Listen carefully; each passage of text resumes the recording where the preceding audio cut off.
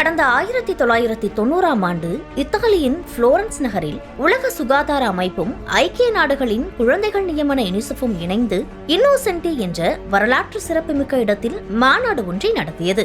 உலக அளவில் தாய்ப்பால் கொடுக்கும் கலாச்சாரத்தை மீண்டும் நிலைநிறுத்துவதற்காகவும் குழந்தைகளுக்கான ஊட்டச்சத்து மற்றும் நோய் எதிர்ப்பு சக்தியை உறுதிப்படுத்துவதற்காகவும் இந்த மாநாடு கூட்டப்பட்டது.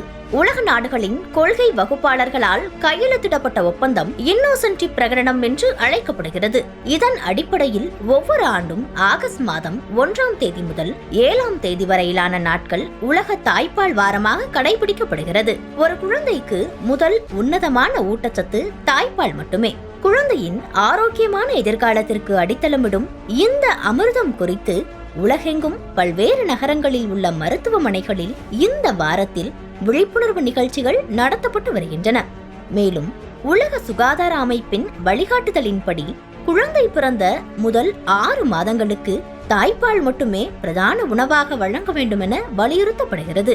இதன் மூலம் குழந்தைகள் பொதுவான நோய் தொற்றிலிருந்து பாதுகாக்கப்படுவதோடு அவர்களின் உடலின் நோய் எதிர்ப்பு சக்தி அதிகரித்து மூளை வளர்ச்சிக்கும் அது பெரிதும் உதவுகிறது என மருத்துவர்கள் கண்டறிந்துள்ளனர். அது மட்டுமல்லாமல் தாய்ப்பால் கொடுக்கும் தாய்மார்களின் உடல் நலமும் இதனால் பாதுகாக்கப்படுகிறது.